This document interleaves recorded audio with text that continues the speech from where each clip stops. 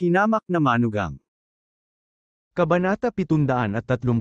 Sa sandaling lumakad siya sa kuweba, naramdaman ni Alex Dixon ang malamig na hangin na lumalabas sa kuweba, na may halong bakas ng mayamang espiritong enerhiya. Tumingala siya at nagtanong, nasaan ito?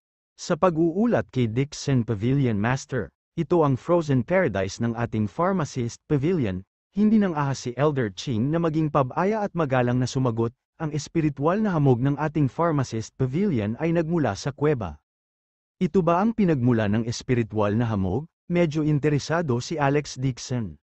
Mabilis na liwanag ni Elder Ching, ang spirit cave na ito ay natuklasan ng nagtatag ng pavilion, kaya itinayo niya ang pharmacist pavilion dito. Ang enerhiya ng espiritu sa kuweba ay napakasiksik, ang mga halamang nakatanim sa kuweba ay sumisipsip ng enerhiya ng espiritu, at gagamitin natin ito para dalisayin ang espiritual na hamog. Papasok ako at tingnan, pumasok si Alex Dixon sa kuweba. Pagpasok pa lang niya sa kuweba ay naramdaman niya ang bugso ng malamig na hangin, ang temperatura sa kuweba ay mas mababa kaysa sa labas ng mundo. Hindi malaki ang kuweba, nagmukha itong karst cave, may malinaw na bukal sa kuweba, ang espiritual na chi ay ibinuga mula sa tubig ng bukal. Medyo nagulat si Alex Dixon, hindi niya inaasahan na nandito pa siya at mahahanap ang underground eye. Ang tinatawag na Earth's Eye ay ang spirit vein na nagbukas ng underground spiritual energy sa spirit gathering ground.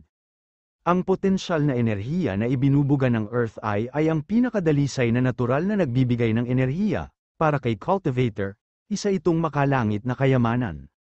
Mayroong ilang mga halamang panggamot sa magkabilang panig ng kuweba, at lahat ng uri ng mahalagang pagtatayo na halamang gamot ay itinanim doon.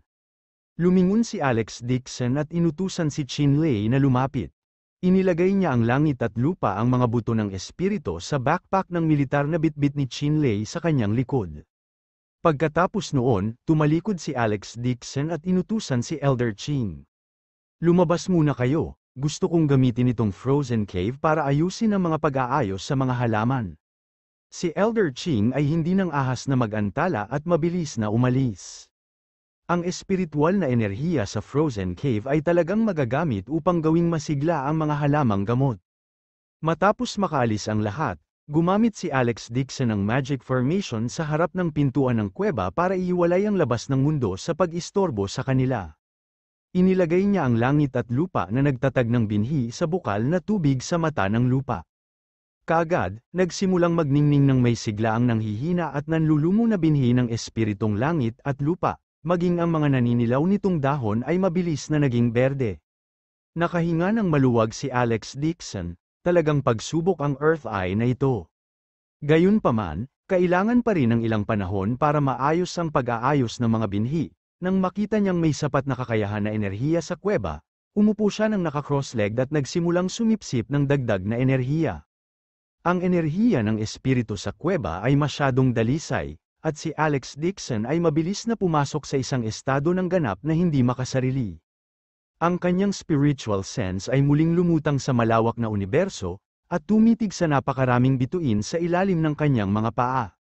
Ngunit sa pagkakataong ito, tila naramdaman niya ang tugon ng mga bituin sa universo, sa tuwing ipipikit niya ang kanyang mga mata at nagko-concentrate, parang may naramdaman ang mga bituin sa paligid, na kumukonekta sa kanyang mga iniisip. Ang mga alon ng lumalakas na nagmumula sa enerhiya ay damaloy sa tuktok ng kanyang ulo, na naging sanhi ng kanyang utak na bumukol at sumakit. Nagulat si Alex Dixon, hindi kaya siya ay makakalusot pagkatapos na masipsip ang mga potensyal na enerhiya ng frozen cave. Ang ganitong pagkakataon ay hindi dapat palampasin. Agad niyang itinuon ang lahat ng atensyon at nagsimulang umatake ng buong lakas.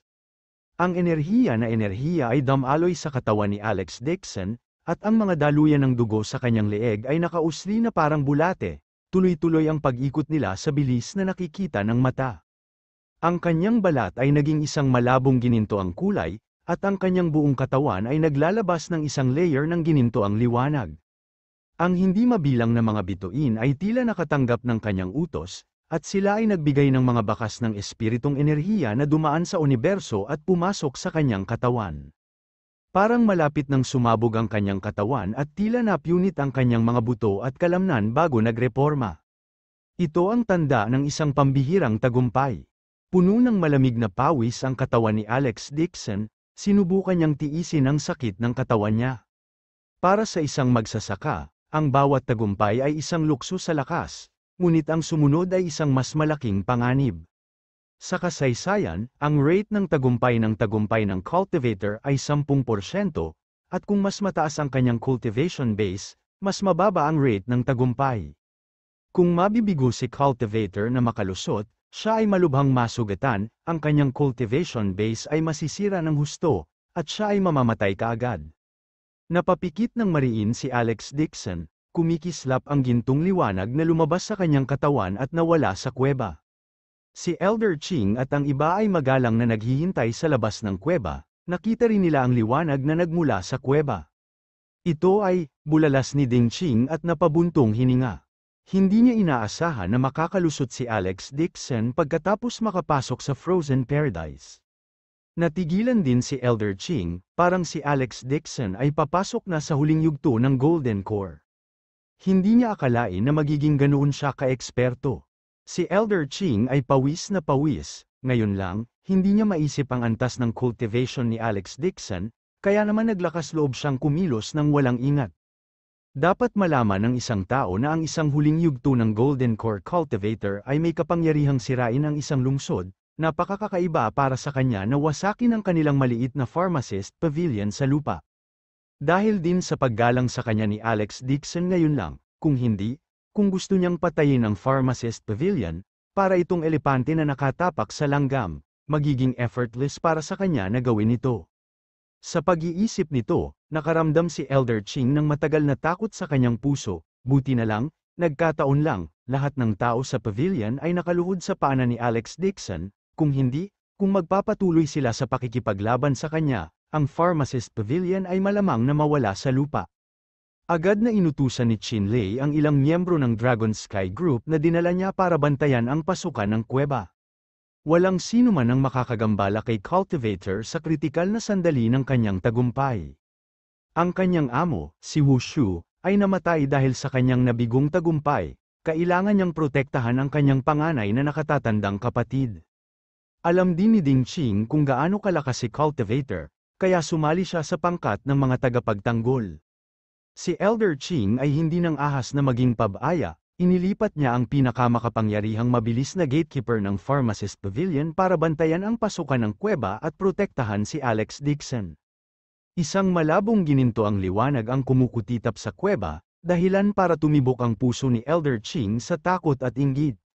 Si Elder Chin ay halos 200 taon ng pagtatanim, at nakakonsumo pa nga ng maraming mahahalagang bagay, nasa Golden Core stage lang siya. Si Alex Dixon ay nasa 20s lamang, talagang nagsimula na siyang makapasok sa huling yugto ng Golden Core. Ang kanyang potensyal ay walang limitasyon. Para sa Pharmacist Pavilion na magkaroon ng napakalakas na Pavilion Master, ito ay isang pagpapala mula sa langit, at mapoprotektahan nila siya sa hinaharap. Ngayon, napagtanto ni Elder Ching ang lakas ni Alex Dixon, hindi na siya naglakas loob na tignan siya, at pinagsisihan niya ang bastos niyang ugali ngayon. Sa nagyayelong kuweba, naabot na ni Alex Dixon ang pinakamahalagang sandali ng kanyang tagumpay, ang kanyang buong katawan ay tila natatakpan ng isang layer ng gintong liwanag, ang kanyang buong katawan ay natatakpan ng mga baluktot na daluyan ng dugo na patuloy na namimilipit.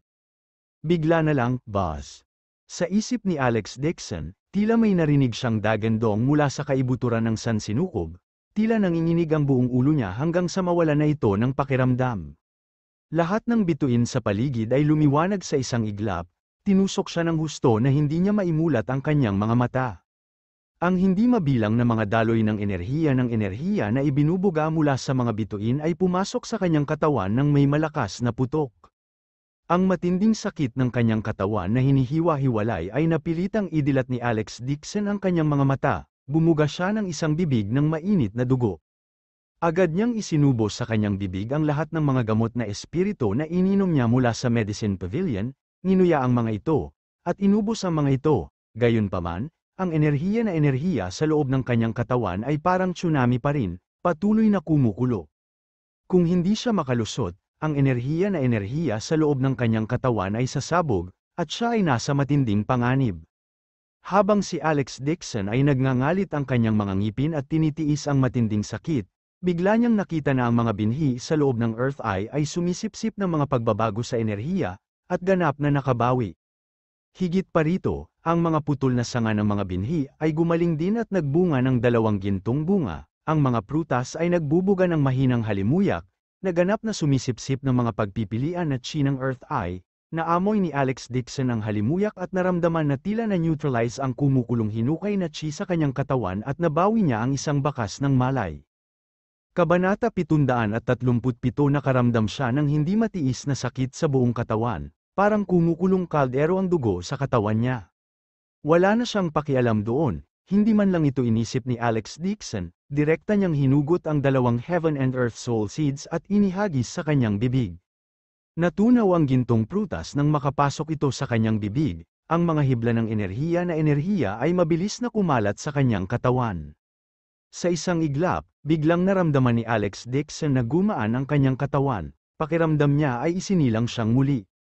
Nawala rin sa isang iglap ang matinding sakit sa kanyang katawan, huminahon din ang kumukulong dugo na puno ng spiritual chi. Para bang si Alex Dixon ay lumulutang sa dagat, na iniunat ang kanyang mga paa sa kawalan, nakakaramdam ng hindi pa nagagawang komportable. Hindi niya naisip na kritikal na sandali ng kanyang pambihirang tagumpay, ang mga pag-aayos na mahalaga na sinubukan niyang gawin ang kanyang pagliligtas sa kanyang buhay. Dahan-dahan niyang iminulat ang kanyang mga mata, naging ginto ang kanyang mga mata. Sa kanyang dantian, ang lumulutang na golden core ay naging kasing laki na ng walnut, ang buong katawan nito ay kumikislap na may gintong liwanag. Malapit na, sa wakas nakalusot ako. Dahan-daang iminulat ni Alex Dixon ang kanyang mga mata at nagpakawala ng mahabang hininga.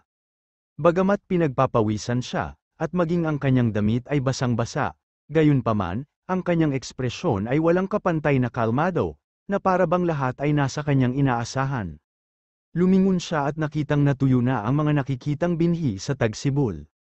Samantala, ang Earth Eye na naglalabas ng mga pagpipilian na chi ay natuyo rin.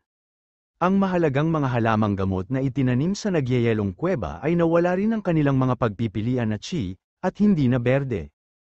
Ang lahat ng pumasok sa loob ng enerhiya na nakaimbak sa katawan ay naisip ni Alex Dixon nang siya ay. Inalis ni Alex Dixon ang magic formation at humakbang palabas ng kuweba.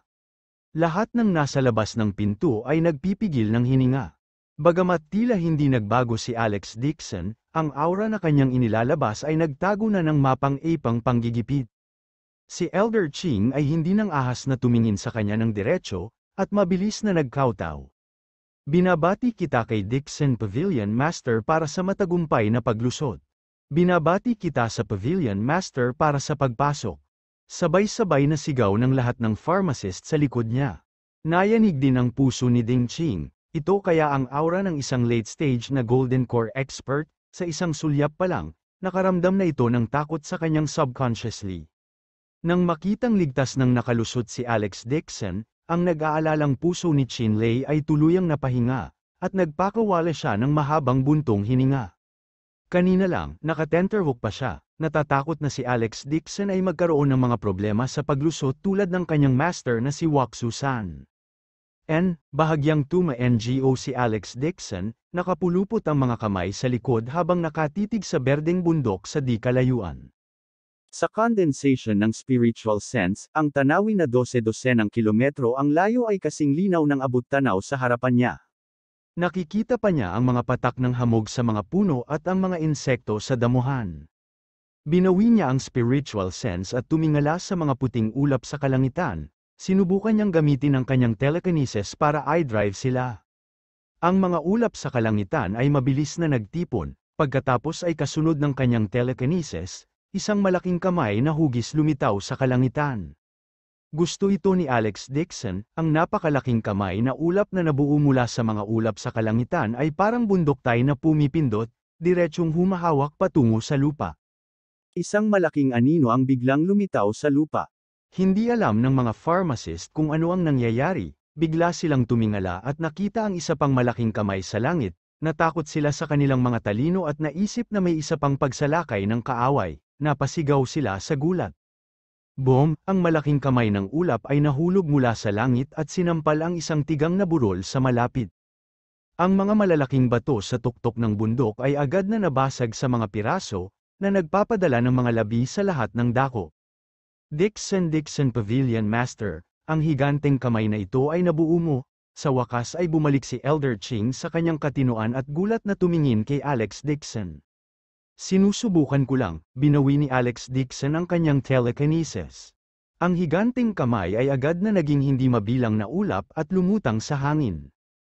Isang kuntentong buntong hininga ang pinakawalan niya, saka ngumisi. Mapapatawag lamang ni Mark Lewis ang higanteng kamay sa tulong ng anteng-anteng. Ngayon, kailangan lang niyang i-condense ang spiritual sense sa taas na ilang libong metro, pagkatapos ay mabubuo niya ang parehong higanteng kamay sa langit, na malalampasan ang kalaban. Noong nakaraan, maaari lang niyang gamitin ang spiritual sense para i-scan ang kanyang paligid, ngunit hindi niya maramdaman sa dalawa ang kanyang pangunahing katawan at spiritual sense para umatake. Ngayon, ang kanyang spiritual sense ay mayroon ng isang katlo ng kanyang pangunahing pang-enerhiya ngunit espiritu ng katawan, nakatumbas ng pagkakaroon niya ng dagdag na clone. Ang nasabing sining, sa 9 Profound Heavens Scripture, ay tinawag na illusory body technique. Tanging ang mga dalubhasa sa huling yugto ng Golden Core na maaaring linangin ito, kung hindi sapat ang kanilang espiritong enerhiya, hindi nila ito makokontrol. Ngayon lang nalaman ni Alex Dixon na hindi niya inasahan ang lakas ng isang Golden Core expert ay sobrang nakakakilabot. Kung ihihiwalay ng isa ang spiritual sense mula sa pangunahing katawan at umatake mula sa harap at likod habang nakikipaglaban sa kaaway, ito ay katumbas ng pagtaas ng lakas ng isang tao ng kalahati. Bumaba ang tingin niya sa mga tao mula sa itaas. Nakaluhod sa lupa ang mga tao ng Pharmacist Pavilion, puno ng pagsamba ang kanilang mga mukha. Nakaluhod din si Elder Ching sa harap nila ng may lubos na paggalang. Sa harap ng napakalaking lakas ni Alex Dixon, siya ay lubos na kumbinsido, paano siya maglakas loob na suwayin siya. Pinananatili ni Alex Dixon ang spiritual sense at sinabi sa patag na tono, "Hindi ako magtatagal sa pavilion, babalik ako sa Jinling sa lalong madaling panahon. Ipapaubaya ko kay Elder Ching ang lahat ng mga gawain sa pavilion." Ang Pharmacist Pavilion ay itinatag sa loob ng daan-daang taon, hindi ako makikialam sa mga gawain ng pavilion.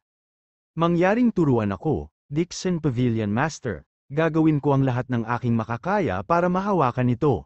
Nakahinga ng maluwag si Elder Ching, kasabay nito, nadama niya ang labis na pasasalamat sa kanyang puso. Naisip niya na pagkatapos na kunin ni Alex Dixon ang posisyon ng Pavilion Master, siya ang unang makakaalis sa mga dissidents. Hindi niya inaasahan na ibibigay pa rin ni Alex Dixon sa kanya ang paghawak ng pavilion, at mananatili siya rito. Tuma-NGO si Alex Dixon at sinabi kay Elder Ching ang tungkol sa pagtatanim ng Red Fescue at pagtimpla ng Red Fescue wine. Ito ang pangunahing dahilan kung bakit siya pumunta sa Pharmacist Pavilion.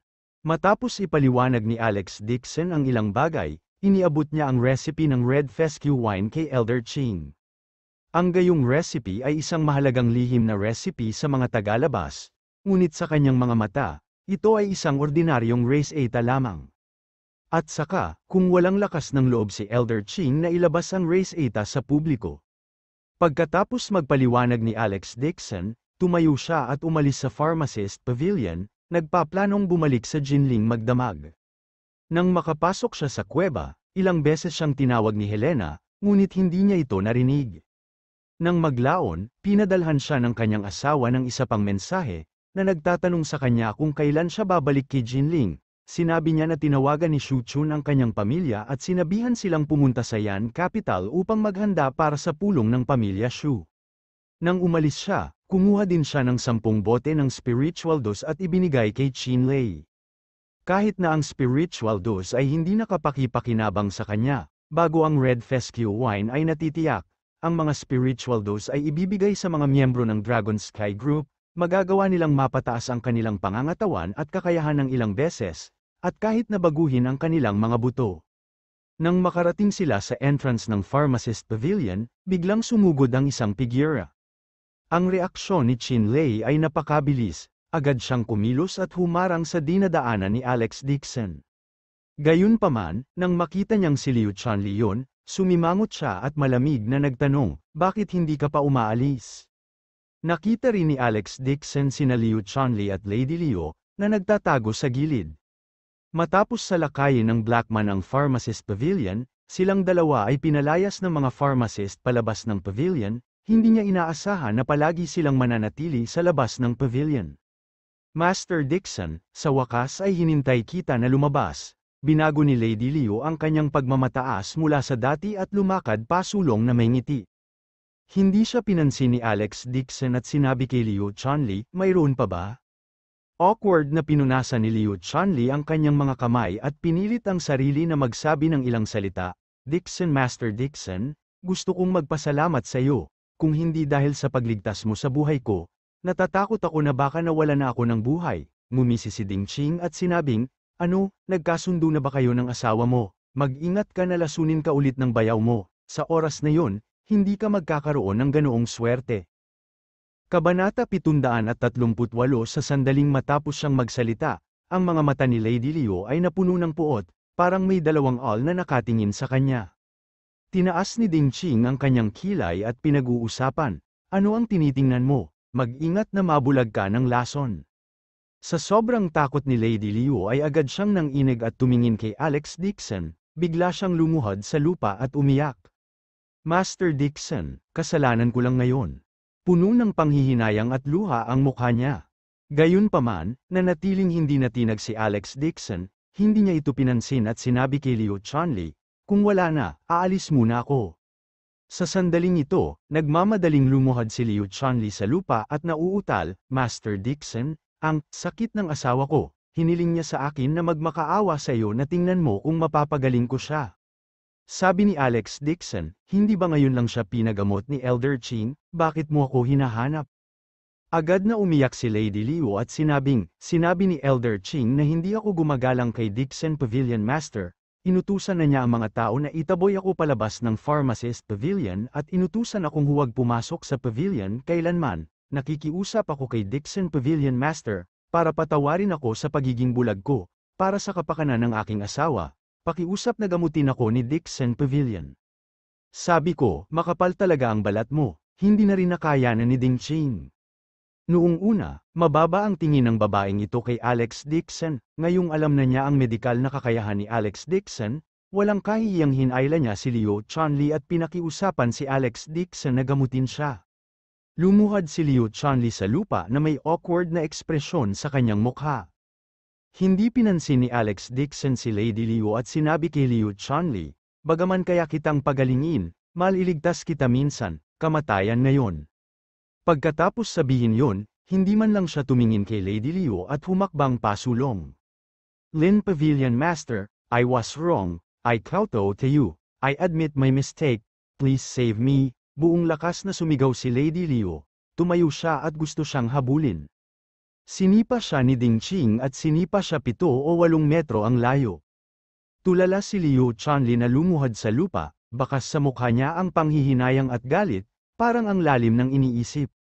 Anong nakatayo ka pa dyan, pumunta ka at habulin mo si Alex Dixon, tiniis ni Lady Liu ang sakit at bumangon, sinipa niya si Liu Chunli na nakaluhod sa lupa, simula noong pinagamot ka niya. Pumunta ka at magmakaawa sa kanya na gamutin niya ako. Hindi gumalaw si Liu Tianli. Kinagat ni Lady Liu ang kanyang mga ngipin. Gago ka ba? Hiniling ko na habulin mo si Alex Dixon. Lumuhad ka sa harap niya hanggang sa nangako siyang tretuin niya ako. Saka ka lang bumangon. Bago niya matapos ang kanyang mga salita, biglang tumalon si Liu Chunli at sinampal ang kanyang mukha. Napasigaw si Lady Liu at tinakpan ang kanyang mukha sa hindi makapaniwala. Sa isang iglap, tumalon siya na parang galit na si Leon at itinapon ang sarili kay Liu Chunli. Wow, you dare hit me, pa. Sinampal muli ni Liu Chunli, sa pagkakataong ito, diretso niya itong inihagis sa lupa. Tinakpan ni Lady Liu ang sulok ng kanyang bibig na tumutulo ng dugo, natulala na siya. Sa napakaraming taong kasal, palagi siyang nakasakay sa ulo ni Liu Chunli, hindi siya nang ahas na hindi nakikinig sa mga utos nito. Pero ngayon, he actually dared to make a move on her. Malungkot ang mukha ni Liu Chunli at malamig na sinabi niya, pagkatapos mong bumaba ng bundok, ayusin mo agad ang iyong mga gamit at ilabas ang iyong kapatid sa bahay, bawal kang kumuha ng kahit isang sentimo sa bahay, maglinis ka at umalis ka, ang bahay. Para sa kapakanan ng relasyon ng mag-asawa, hindi ko na itutuloy ang usapan ng iyong kapatid na nagbabalak laban sa akin, ngunit kung maglakas loob kang guluhin muli, hahayaan kitang makulong ng iyong kapatid hanggang sa mamatay sila. Pagkatapos niyang magsalita, sinipa niya si Lady Leo at humakbang pababa ng bundok. Hindi niya itatago sa tabi niya ang ganitong uri ng babaeng ahas at alakdan, kung hindi, hindi niya malalaman kung kailan ito mamamatay. Natigilan si Lady Leo, nang siya ay bumalik sa kanyang katinoan, si Liu Chanli ay wala na kahit saan. Nanlambot ang buong katawan niya, nanginginig siya at bumagsak sa lupa, wala talaga siyang lakas para bumangon. Si Lady Leo ay bumalik sa kanyang katinoan at biglang napagtanto na lahat ng komportableng buhay na mayroon siya sa nakaraan ay biglang nawala. Kung siya ay itinaboy sa pamilya Leo, wala na siyang mapupuntahan, ang pamilya ng kanyang ina ay walang pakialam sa kanya at hindi siya pinayagan na pumunta sa kanyang bahay. Ang kapatid naman niya na buong puso niyang itinataguyod ay hindi niya ito bibigyan ng kahit isang sentimo kahit wala siyang pera. Nakaramdam si Lady Leo ng lamig sa buong katawan niya. Nang maisip niya ang kanyang miserableng buhay sa hinaharap, hindi niya maiwasang manginig at maluha. Sa sandaling ito, napuno siya ng panghihinayang at puot, nagsisi siya na tinulungan niya ang kanyang nakababatang kapatid at sinubukang saktan si Liu Chanli at muli ang ari-arian ng kanyang pamilya. Gayunpaman, huli na ang lahat, ang naghihintay sa kanya ay magiging mas masaya pa sa buhay ng isang pulubi.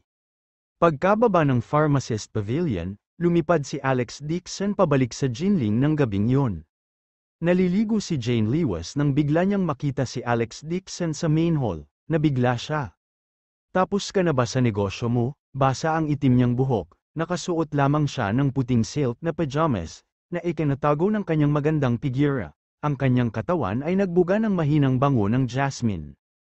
Tumingin si Alex Dixon sa paligid, malalim na ang gabi, at nakatulog na ang kanyang biyenan at biyenan. Agad siyang pumunta sa harap, binuhat si Jane Lewis pahiga, at kinagat ang leg nito.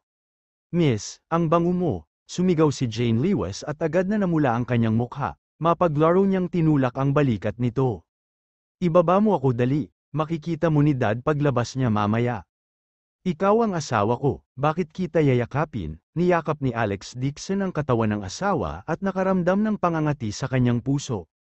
Direkta niyang binuhat si Jane Lewis sa kwarto.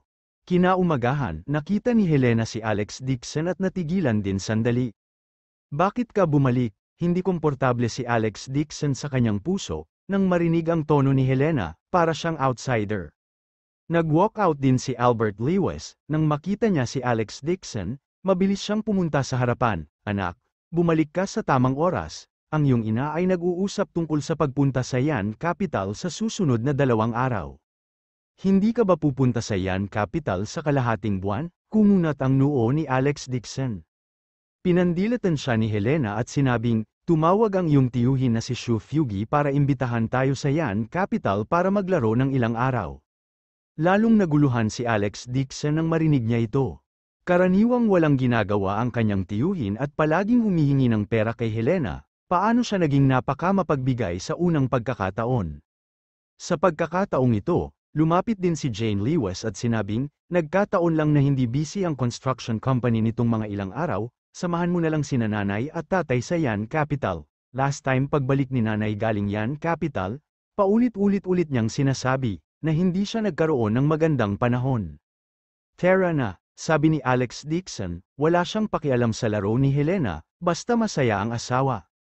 Nagkataon, kababalik lang ni Chinley mula sa Pharmacist Pavilion at dinala ang 10 bote ng spiritual juice pabalik sa Yan Capital, pinuntahan din niya ang mga epekto ng spiritual juice na ibinigay sa mga miyembro ng Dragon Sky Group. Sa sandaling ito, si Alex Dixon ay nag-alinlangan sandali at ibinaling ang kanyang ulo upang tanungin si Helena. Ma, may balita ka ba ngayon sa pamilya ni Mark Lewis?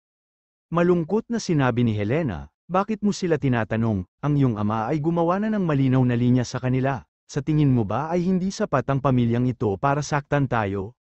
Saglit na nag-isip si Albert Lewis, pagkatapos ay umiling at sinabing, pagkatapos mabangkarote ang kumpanya ni Lewis, nawala ang balita sa pamilya ni Liu Mingfeng, Nabalitaan ko na maraming loan shark ang humahabol sa kanila para maningil ng kanilang utang. Isang kaibigan ni nakita ko ang isang taong kamukha ni Liu Mingfeng na nagpapalimos ng pagkain sa kalye. Ano, nagtatanong ka pa tungkol sa pamilya nila? Biglang nagalit si Helena.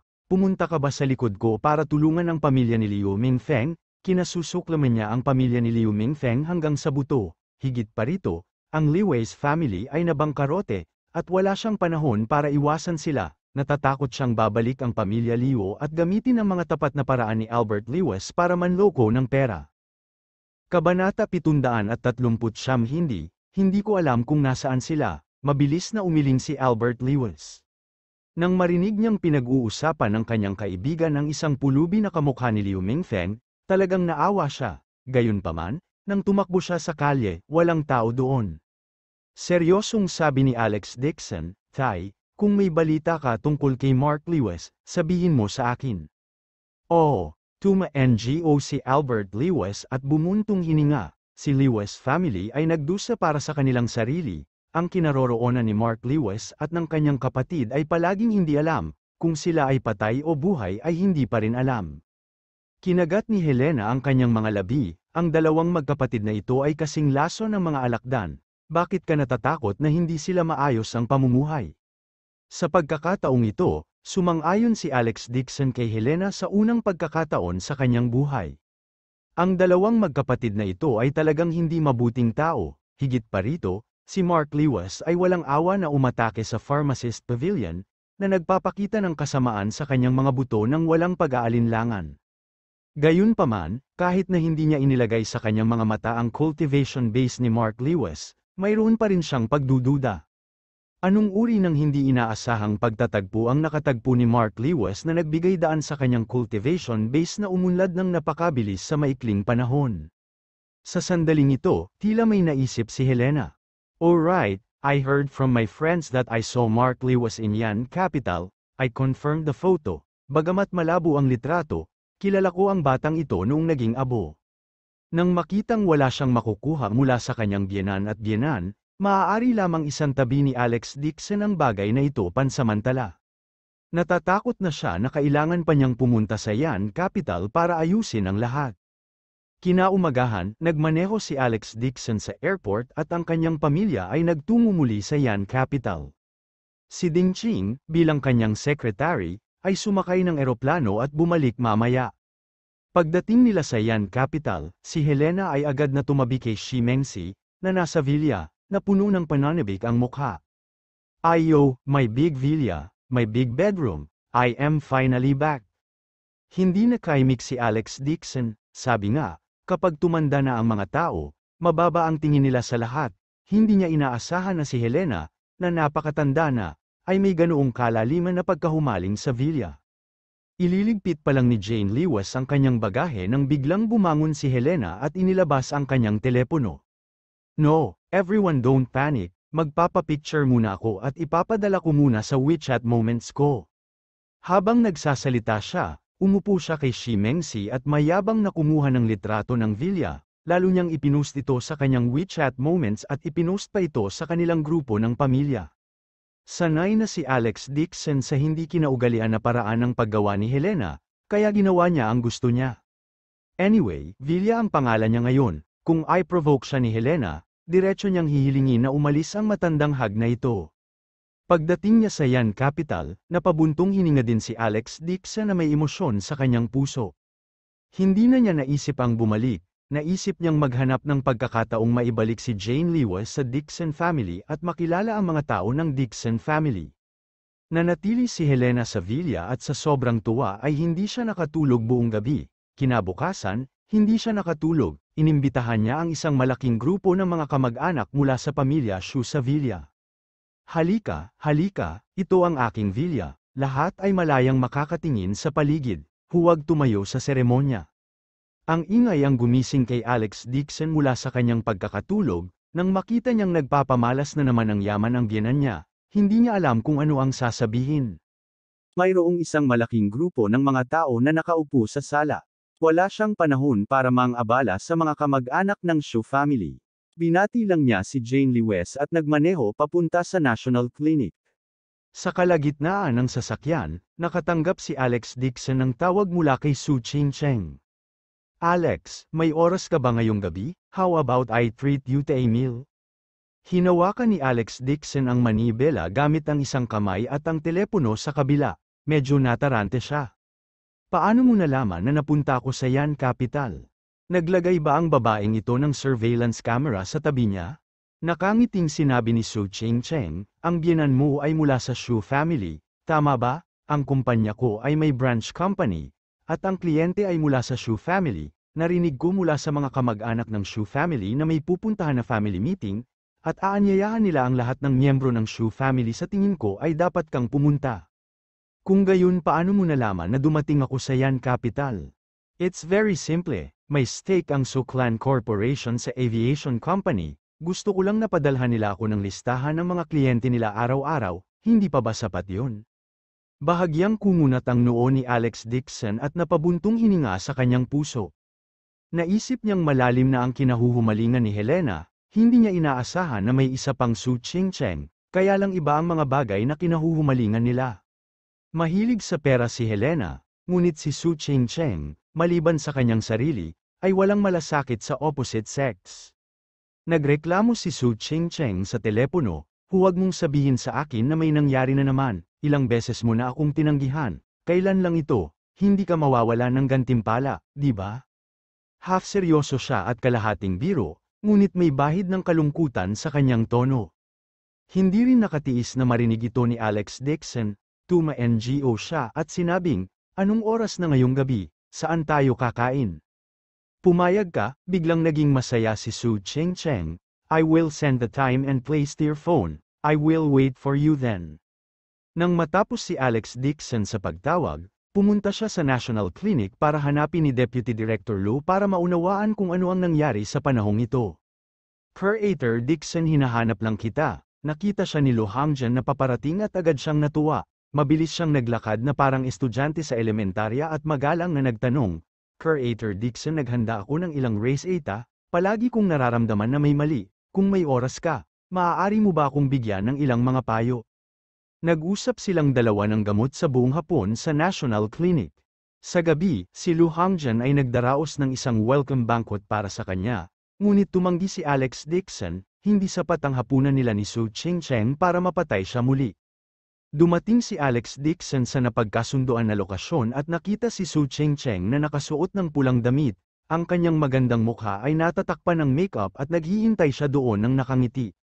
Kumpara sa nakasanayan, mas lalong nakakapansin ang mukha niya na medyo natatakpan ng makeup. Nang makita siyang nakatitig sa kanya, matamis nang umiti si Su Ching-cheng, hinubad niya ang kanyang sunglasses at sinabing, ano, hindi mo na ako kilala. Paano kaya yun? Ngumiti si Alex Dixon.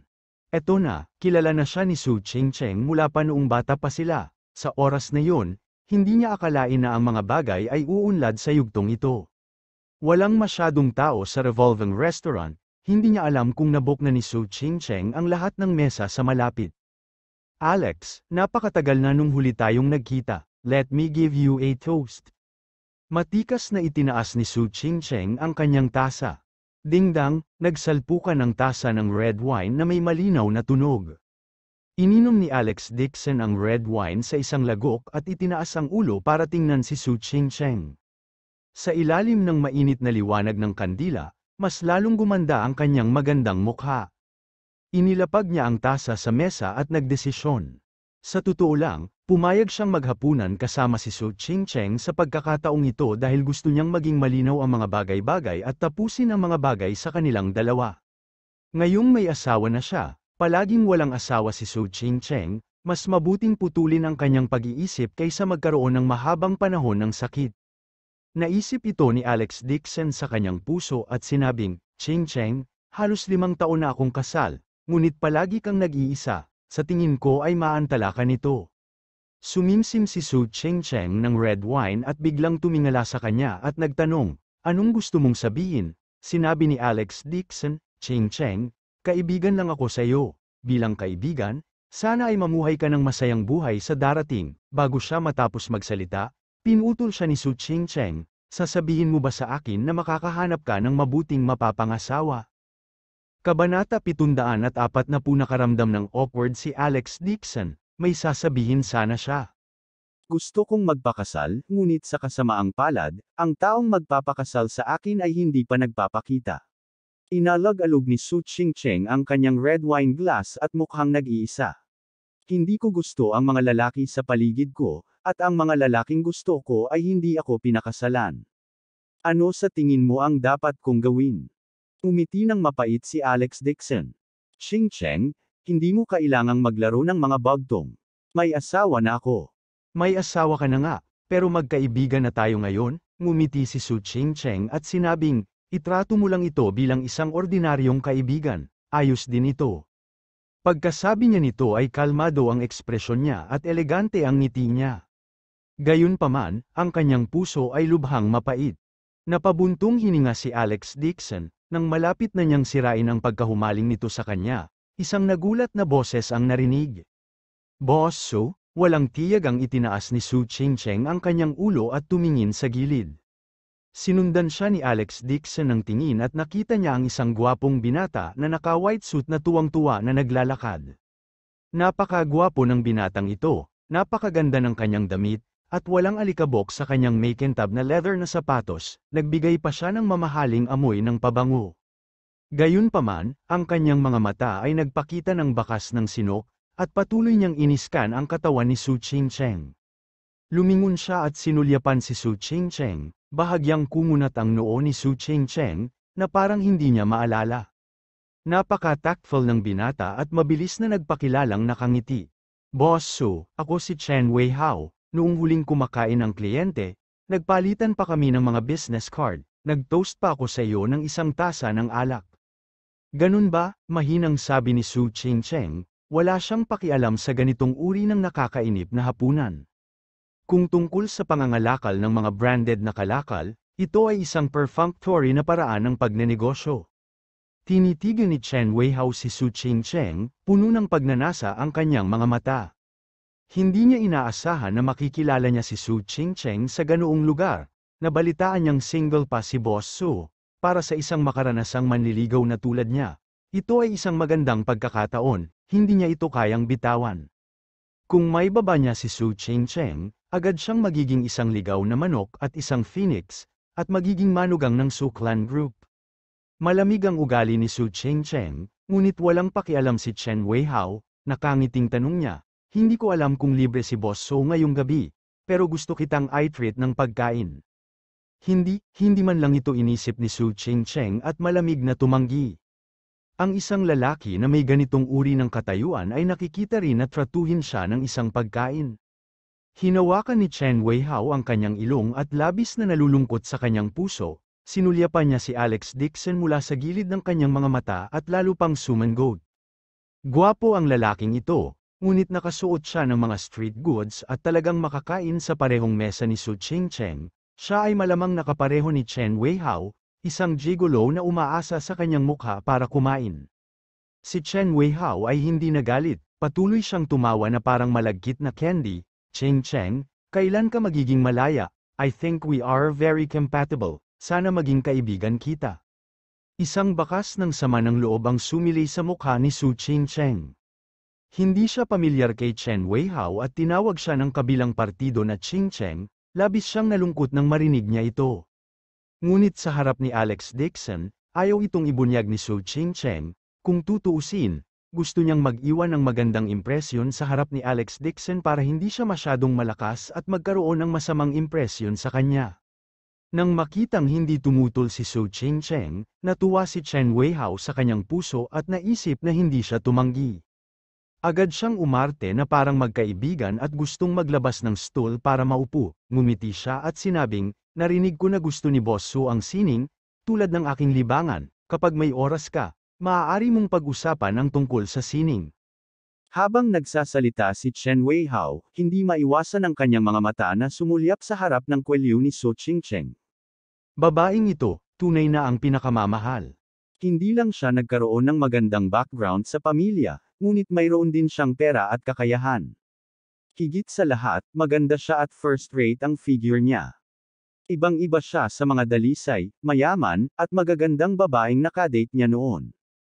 Si Alex Dixon ay malamig na nakamasid sa gilid, masasabi niya sa isang sulyap na ang taong ito na pinangalanang Kearns kidney deficiency ay malamang na dahil sa pangmatagalang indulhensya, hindi niya alam kung saan nanggaling ang apdo ng asong ito, ngunit talagang kumapit ito kay Su Ching-cheng. Nang uupo na si Chen Weihao, sinabi ni Alex Dixon sa malamig na boses. Tapos ka na ba? Hindi mo ba nakitang kumakain kami ni Ching-cheng? Habang nagsasalita siya, sinipa niya ang upuan sa likod ni Chen Weihao. Bago makapag-react si Chen Weihao, umupo siya sa lupa at bumagsak sa lupa. Sa sobrang sakit ay naging berde ang mukha niya. Puchi, si Su Ching-cheng, na may suot na maliit na ekspresyon, sa wakas ay hindi napigil ang tumawa. Naramdaman ni Chen Weihao ang matinding sakit sa kanyang tailbone, maging ang kanyang mga luha ay malapit ng tumulo. Hinawakan niya ang mesa at tumayo, kinagat niya ang kanyang mga ngipin at tinitigan si Alex Dixon, sumigaw siya, "What the hell are you doing?" Ang batang ito ay halatang isang sigaw tulad niya, ngunit talagang naglakas loob siyang sumipa ng upuan. Natakot siguro siya na manghuli siya ng mayaman na babae. "Magwala ka," malamig na sabi ni Alex Dixon. "Ha? Ano ka ba? How dare you ask me to get lost?" Lalong nagalit si Chen Weihao, at agad siyang nagsalita sa isang mabangis na boses. Halos gusto niyang tawagan si Alex Dixon, ngunit nang makita niya si Su Ching-cheng sa tabi niya, wala siyang ibang pagpipilian kundi ang magpanggap na marangal at galit na sinabi, "Ching-cheng, bakit ka kumakain ng ganitong uri ng tao? It is not up to decide who I'm eat with." Biglang kumirat ang puso niya at hindi niya maiwasang mapatingin kay Alex Dixon. Ngayon lang talaga siya tumayo para sa kanya. Ito ay isang pagkakataon, hahayaan niyang manatili ang nakakainis na si Chen Weihao na ito at tingnan kung magseselos si Alex Dixon. Sa pag-iisip nito, pinigil ni Su Ching-cheng ang pagkain sa kanyang puso, pinilit niyang ngumiti kay Chen Weihao at nagtanong, "Ngayon lang, sinabi mo na ililibre mo ako ng pagkain, saan ang lokasyon? Gusto kong makita kung may oras pa ako bukas." "Ching-cheng, pumayag ka?" Tuwang-tuwa si Chen Weihao na nakalimutan pa niya ang sakit sa kanyang tailbone. Ngo si Su Ching-cheng. Mabilis na umupo si Chen Weihao sa mesa na tuwang-tuwa at napalunok ng laway habang sinabing, "Tingnan natin kung aling restaurant ang gusto ni Ching-cheng, paano kung pupunta tayo sa Moonlight Hotel, nagkataon na may pagtitipon doon bukas, sabay na tayo." Ito ay mahusay, ang maalamat na numero 1 kagandahan ng Yan Capital, ang CEO, ay sumang-ayon sa kanyang imbitasyon ng ganoon. Siguradong nabihag si Su Ching-cheng sa kanyang mukha. Kailangan niyang hampasin habang mainit ang bakal. Bukas ng gabi, lasingin niya si Su Ching-cheng at lulutuin ang kanin. Pagkatapos, natural na siya ay maaaring maging tao sa likod ni Boss Su at magkaroon ng milyon-milyong asset. Sa pag-iisip nito, tuwang-tuwa si Chen Weihao na nanginginig ang kanyang mga paa. Mabilis niyang ipinost ito sa kanyang WeChat moments para magpakitang gilas. "Huwag kang tumawag bukas, gusto akong imbitahan ng mga anak ng grupo ng Su Clan para kumain." Hindi inaasahan ni Alex Dixon na talagang sasang-ayon si Su Ching-cheng, medyo nagulat siya at nakakunot ang noo niyang tanong, "Gusto mo talagang sumama sa kanya kumain?" Itong si Chen ay mukhang matagal na siyang nakikipagtalik at bulok na amoy ang buo niyang katawan. Ginamit din ni Alex Dixon ang kanyang X-ray vision at alam na may isang kahon ng Dolce sa bulsa ng kamisete ng lalaking Chen na ito, may isang kahon din ng puting gamot na may mga letrang Ingles, mukhang isang hallucinogenic na gamot. Ang lalaking ito ay hindi magandang bagay, natatakot lang siya na mahulog si Su Ching-cheng dito. "Kainan lang, parang wala namang problema ah." Nagkunwari si Su Ching-cheng na wala lang, sa totoo lang, tumibok ang puso niya. Hindi kaya nagseselos si Alex Dixon? Sa sandaling ito, biglang naging malungkot si Chen Weihao, ngunit pinanatili niya ang kanyang poise at nagkunwaring nakangiti. "Ano, may opinyon ka ba? Huwag kang mag-alala, sasamahan ko si Ching-cheng sa cocktail party bukas, walang magiging problema." Abangan ang susunod na kabanata.